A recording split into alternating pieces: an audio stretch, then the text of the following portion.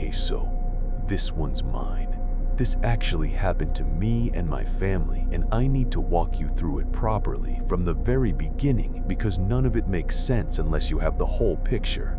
I'm Ella. I'm 19 now, and this whole thing started years back with something that should have been the most normal night of my life. A night that, if you'd asked me to guess in advance which parts of my childhood would end up haunting me, I never would have picked this one. We'd gone out to the countryside to visit family. Nothing special about the occasion, just a regular visit. Lunch with the whole extended family, my mom laughing with her sisters the way she only really laughs around them. My dad doing that thing he does where his voice gets too loud when he's genuinely happy and comfortable. Me and my two younger brothers running around outside for hours, doing whatever it is kids do at a relative's house in the countryside. Chasing each other, getting yelled at for getting our clothes dirty, all of it.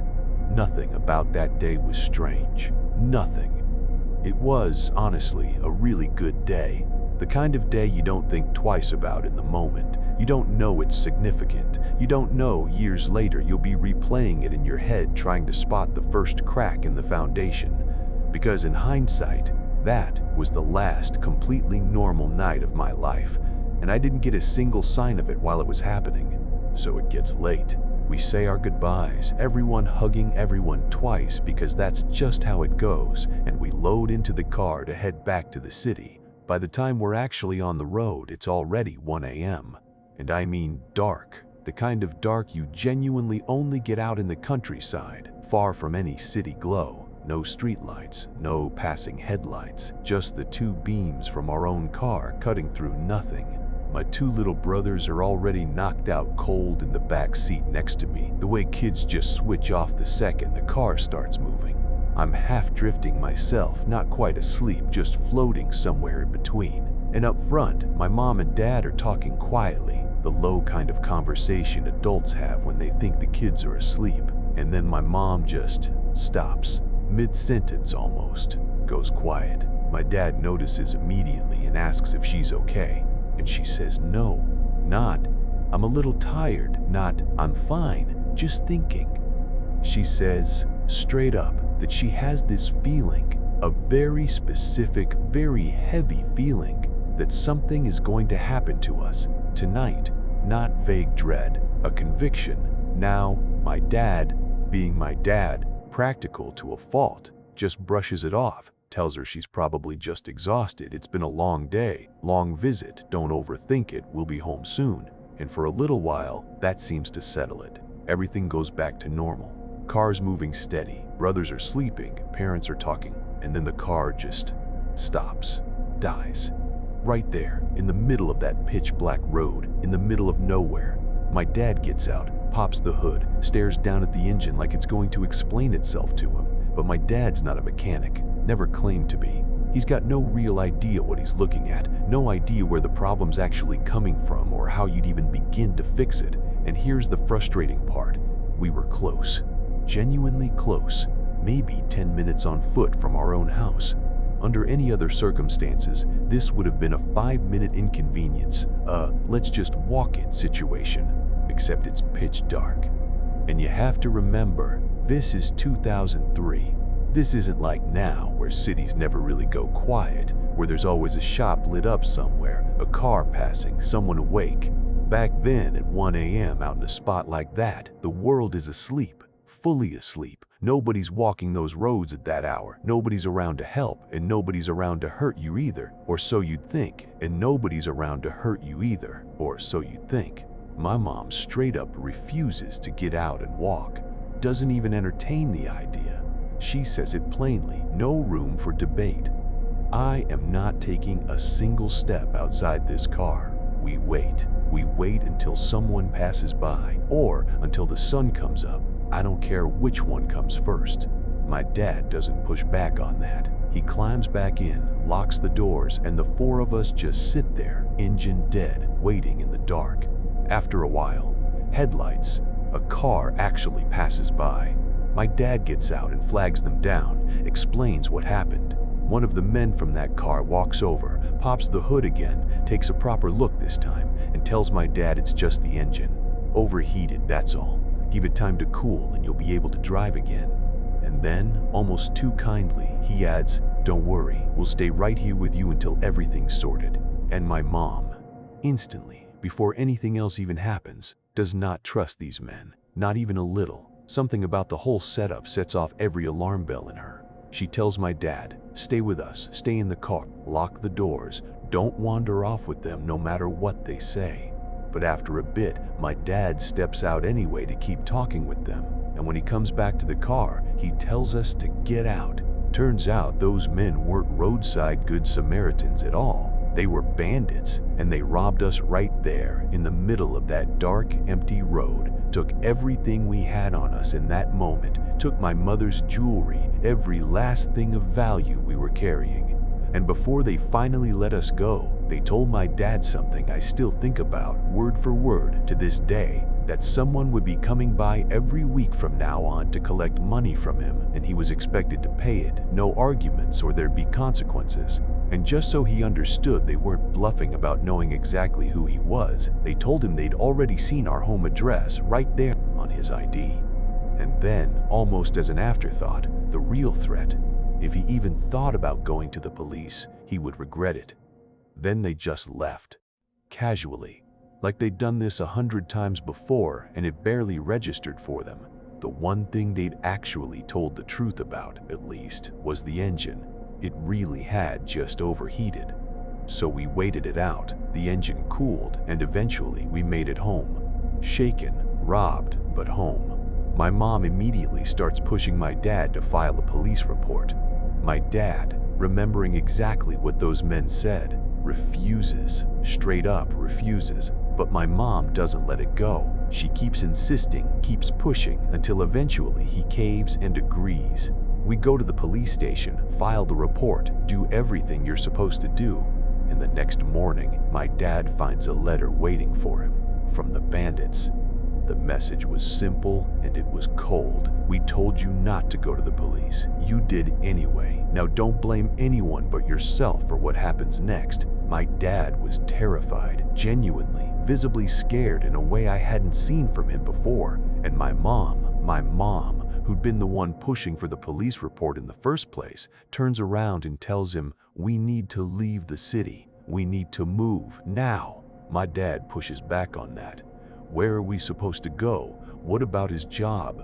What about our schooling? You can't just uproot an entire family overnight. And my mom just says, "None of that matters right now. Nothing matters except keeping the kids safe. We have to leave." Eventually, my dad gives in. He goes into work to put in his resignation. And this is where things get a little strange in hindsight. His boss tells him, "Actually, we need someone at one of our other factories in another city if you're interested." Just like that, a job ready and waiting in exactly the kind of situation where we needed one.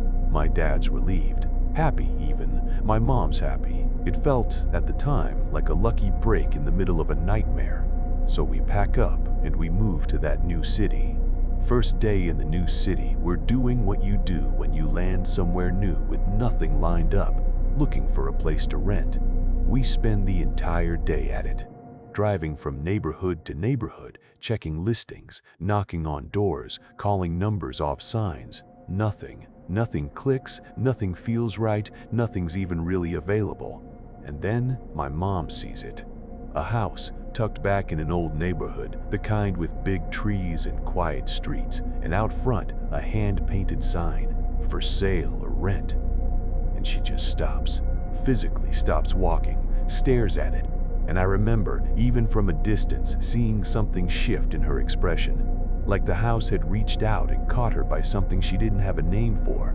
My dad glances over at it and says, "Yeah, it looks nice, sure, but a place like that is going to be way out of our range right now. We don't exactly have money to throw around after everything we've just been through." But my mom isn't hearing any of that. "Just look at it," she says. "Just look, please." My dad gives in, the way he usually did when my mom got like this. He calls a broker listed on the sign, asks straightforwardly about the price, And the broker, instead of just giving a number over the phone like a normal transaction, insists on showing them the house in person first before any talk of money at all. My dad tries to push back, just wants a number, but my mom's already decided. "Let's just look," she says again, softer this time. So my dad drops the argument and the two of them head off to see it. Me and my brothers stay behind in the car, half paying attention, half just tired from the long day of house hunting. My mom told me afterward, much later, that the moment she stepped through that front door, the house grabbed something in her, instantly. She loved it before she'd even finished walking through the entryway. Something about it just felt right to her. Familiar almost, in a way she could never fully put into words no matter how many times I asked her to try. While they're walking through it, they come across a room tucked off to one side, door shut. Just closed, no explanation, no reason given. My dad asks the broker why that particular room is closed off, and the broker just shrugs, says he genuinely doesn't know, nobody had ever told him. So my dad, curious, just opens it himself.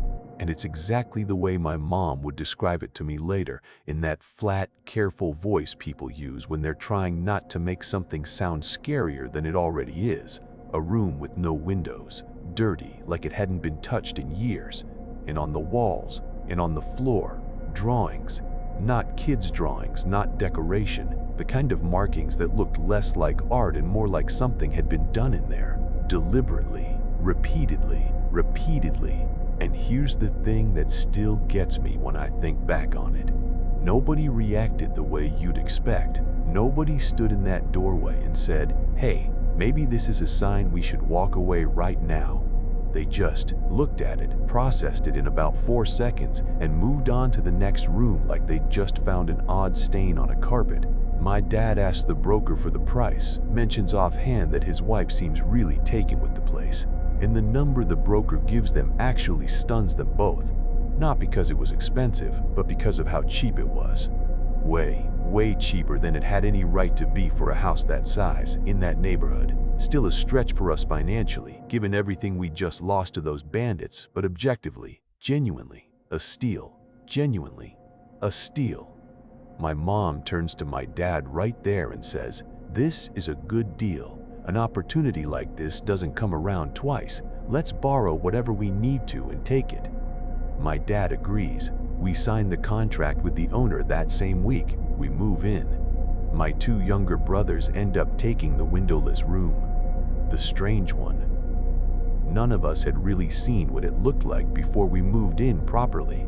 We'd stayed in the car during that first walkthrough, remember, so this was all secondhand information filtering down to us kids. And for a while, everything's genuinely fine. My parents like their new jobs. I'd taken a gap year at that point, so my role in the house was basically taking care of my siblings, getting them to and from school, that kind of thing. Normal life, settling in. Then, one day, my dad comes home from work early. Unusual for him, but not alarming. He ends up falling asleep on the sofa in the living room, and while he's sleeping, he hears one of my siblings crying, coming from upstairs, from their room. He gets up, goes upstairs to check, and there's nobody there. Empty room. No one crying, which was strange because I had actually taken my brothers out that day. They weren't even in the house. My dad chalks it up to some kind of half-asleep confusion, doesn't think too hard about it, moves on. But after that, one of my brothers just stops sleeping in that room. Says he's scared, won't explain exactly why, just refuses to go back in. My mom, without much of a fight, lets him start sleeping with her instead. About a month later, my second brother starts complaining about that same room. Says he hears voices in there, a lot of them all at once, like standing in the middle of a crowded market, except he can never make out a single word any of them are saying. Just noise, constant overlapping noise. He changes rooms too. And after that, things go quiet again. Genuinely quiet for a while, like whatever it was had backed off. Then, a few months later, it becomes my turn. I'm in my room one night, and I hear knocking. Coming from the wall right next to me, the shared wall with my brother's old room. I go check it, thinking maybe someone snuck back in there. Nobody. Empty. I don't think much of it at the time either. I just kind of filed it away. And I need you to understand. None of this happened all at once. This wasn't a single terrifying night. This was spread out, weeks apart, sometimes months apart. Little things, easy to explain away individually, easy to convince yourself you imagined. We started hearing footsteps sometimes, just walking at odd hours in empty hallways. No one there to make them. You'd freeze, listen, wait for it to happen again. And sometimes it would, and sometimes it wouldn't. And either way, there'd never be anyone standing there when you finally worked up the nerve to check. My brother's toys would start talking.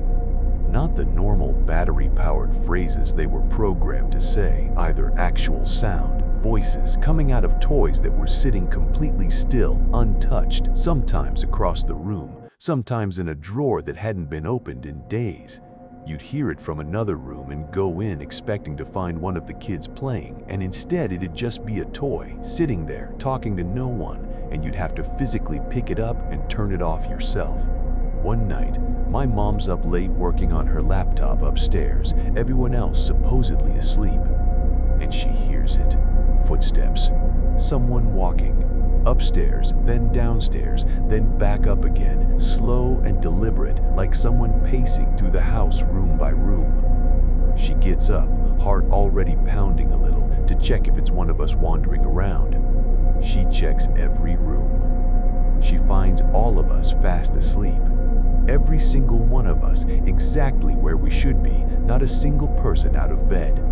She couldn't explain it. None of us could explain any of it, honestly. Not one incident out of all of them. But, and this is the part that's hard to explain to someone who wasn't there, living it, we just kind of learned to live around it. We wanted peace. We'd already fought so hard just to get to a place we could call home after everything with the bandits, after uprooting our entire lives. So we just let it go, incident by incident. Told ourselves it was nothing, told ourselves it was the house settling, or our imagination, or stress, and we kept living. Then there was the Saturday. My dad wasn't home that particular weekend. He'd traveled off to see his side of the family, just him this time. It was a holiday, so the mood in the house was lighter than usual, more relaxed. My brothers were already asleep, tucked in early after a good day. Me and my mom were curled up on the couch watching TV, just a completely ordinary, quiet night. The kind of night you don't remember anything specific about. Until something happens that burns itself into your memory forever. And then we catch it. A reflection. A strong, sudden flash of light bouncing off the TV screen, off the dark window behind us. Something bright happening behind where we were sitting. We both turn around at the same time to see what caused it. And there's my brother, Sammy, just standing there in the doorway in the dark, and he looks wrong. I can't give you a cleaner word for it than that. Off. In a way that's hard to translate into language. Something in his stance, his stillness, the way he was positioned. He looks directly at the two of us. And then he starts laughing. But it wasn't his laugh. Not close, not even in the neighborhood of his laugh. It was the wrong pitch, the wrong rhythm, coming out of the wrong kind of person entirely. Like something was wearing his laugh the way you'd wear a coat that didn't fit. My mom doesn't hesitate for even a second. She's up off that couch instantly, straight to him, scoops him up, wraps him in a hug, and carries him off toward her room to sleep. No discussion, no questions asked out loud, nothing. Just pure instinct, pure mother, reflex, get the child, get him safe, deal with the rest later. And when we finally come back down to the living room afterward, hearts still pounding, it's destroyed, completely torn apart. Cushions thrown, things knocked over like someone had been standing in that room the entire time we were distracted with Sammy, just waiting, patiently, deliberately, for the exact second our backs were turned so they could tear it apart before we came back. After everything that had built up by that point, the crying, the voices, the knocking, the footsteps, Sammy that night, we finally started actually talking about it, openly. Telling friends, telling extended family, telling anyone who'd sit still long enough to listen, just trying to find someone, anyone who who could make sense of what was happening to us. And slowly, the way these things do, word started spreading beyond just our immediate circle. Eventually, it felt like everyone we knew had heard some version of our story. And then, one afternoon, two men showed up at our front door, said they were spiritual, practitioners of some kind, though I honestly don't know the precise word for what they were. They told us they'd heard about our situation through people we knew and that all they wanted to do was help. No money involved, no catch, nothing expected from us in return. Just help. My dad was hesitant letting them in at first, understandably. After the bandits, after everything, trusting strangers who showed up unannounced at his door wasn't exactly easy for him anymore. But something about them, or maybe just sheer exhaustion from months of unexplainable things happening in his own home, made him step aside and let them in. They didn't wander the house looking for anything. They went straight for my siblings' old room, the windowless one, like they already knew exactly where they needed to be, and once inside, one of them starts talking. But not to us, to something else, someone else. Having what looked, from where we were standing, like a full conversation with someone we couldn't see and couldn't hear, asking questions out loud into the empty room, asking what it had seen, asking how old it was, and at one point saying 12 out loud, like he'd just been given an actual answer to that question, asking if there was more than one of them in that room, asking plainly if it wanted to keep living there. And after all of that, after minutes of this one-sided conversation that was clearly not one-sided at all to him, he turns to my dad and says it plainly, no dramatics, just fact, you need to leave this house. Or, at the very least, close that room off completely and never open it again. My dad, for reasons I still don't fully understand, brushed it off. Didn't want to act on it, didn't want to uproot us again after everything it had taken just to get us settled here. But my mom wasn't willing to take that risk. She insisted. She made absolutely sure that room got locked and stayed locked. And after we locked it, everything stopped. No more crying from empty rooms. No more market noise voices. No more knocking on walls with no one behind them. No more toys talking to nobody. No more footsteps pacing through the house at night.